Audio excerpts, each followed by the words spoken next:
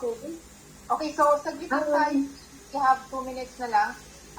Tatawagin tayo. So anyway, quick, ano lang to, sharing kasi hindi ko mapahindian ang aking idol. So yun nga po, after 75 days, I am platinum. And special ano ko lang shoutout sa team ko dito, Phenomenal Alliance Family, nandito ngayon. Marami sila nakita ko kanina. I love you all. Dire-diretso lang tayo. Halos nabanggit na lahat ni Coach B. Bakit tayo kailangan mag-live good? Ano po? Basta ako lang lagi ko talagang naisip. Bakit masayang gawin ng live good? Kasi walang pressure. No stress at all.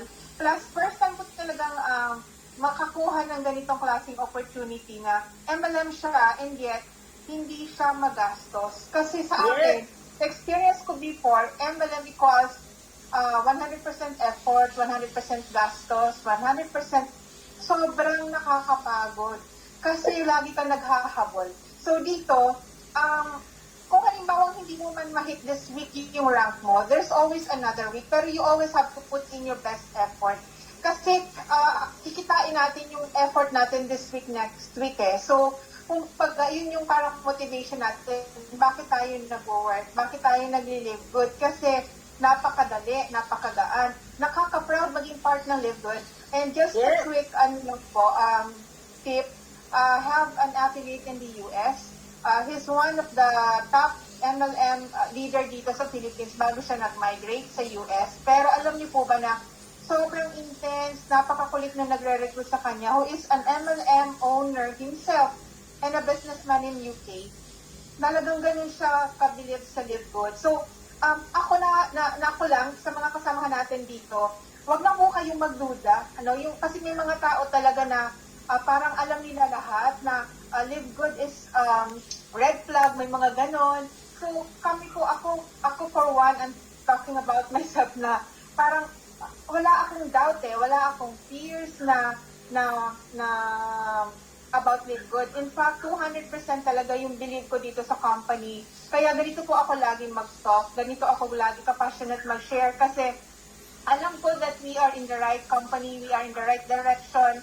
Ituloy-tuloy lang natin. We are in the right leadership. Okay, under Coach B, Coach Fernan. Okay, well-known sa industry and well-known sa Live Good as one of the core top leader and foundation dito sa Live Good, dito sa Philippines. So, yun lang. Lagi kong inuulit, nag-uumpisa pa lang tayo. We're only just beginning. So, enjoy natin yung ride natin sa Live Good, yung journey natin sa Live Good na walang stress. Hindi na katulad dati na nag-aabono, naubos tayo sa utang, yung mga ganyan. So, dito walang ganon. Enjoy lang natin. Happy lang.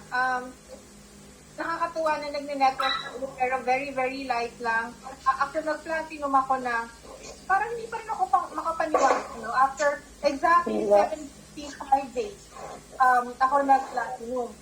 Nung sinasabi sa akin before nila Coach Bill, oh my God. Yan, okay na? Yes, partner. Ayan, so, yun lang po. Ang ginawa ko lang talaga, focus. Yung laging sinasabi ni Tim Miller, di ba? Focus on the focus. Ano ba yung focus mo? Marami tayong naririnig na negativity. Sa akin, hindi ko yan pinapansin, hindi yan tumatalab. Walang talab sa akin ng negativity. Kung negative ka, lalayuan kita. Ganun lang yun. Huwag tayong pa-apekto kasi sila yung mga dream stealers eh. Hindi naman nila alam ang tungkol sa Live Good 100%, pero sila yung mas parang feeling maraming alam. So, hiwalay tayo sa ganon, kasi maapektuhan tayo. Alam niyo ba na ang negativity, mas malakas yan humatak kaysa sa positivity. Kaya tayo mismo dapat 200% positive para hindi tayo maapektuhan ng negativity. Maraming negative sa paligid natin. Okay, so nasa atin yan kung paano natin i-handle. Sabi nga, ang tao sa paligid natin, ang nangyayari sa paligid natin, hindi natin control, but we can control ourselves. So, panghawakan natin yung pangarap natin. Ano ba yung why? What's your biggest why? Bakit ka nag-live good? Ako sa sarili ko, I know my biggest why, and I wanted to be out of debt. Right now, alam ko na ang dami kong post ngayon sa Facebook, ang dami nag-greet, pero alam niyo ba, marami din nagpaparamdam sa mga nautangan ko before. So, okay lang. Malakas ang loob ko. sasagutin ko, okay, saglit na lang, makakabayad na po ako sa inyo. Ganun lang, haharapin lang natin kasi sino bang walang utang, di ba? With the pandemic na nangyari, ang daming nangyari sa atin. Financially, para tayo dinaanan ng tipo-tipo, di ba? Hurricane. Pero I'm so positive. I'm so very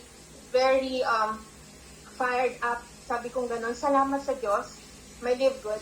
Salamat sa Diyos. Nakilala natin to agad. Salamat sa Diyos dahil I am with the right people. I am in the right team. Kasama ko sila, nahihilahin pataas para matupad yung mga pangarap natin through live good. So, yun lang, Coach B. To God be all the glory. Mamaya na. Wow! Mga Live Good Family, bigyan naman natin ng heart emoji ang ating pong newly promoted platinum, Miss Dens Cordero.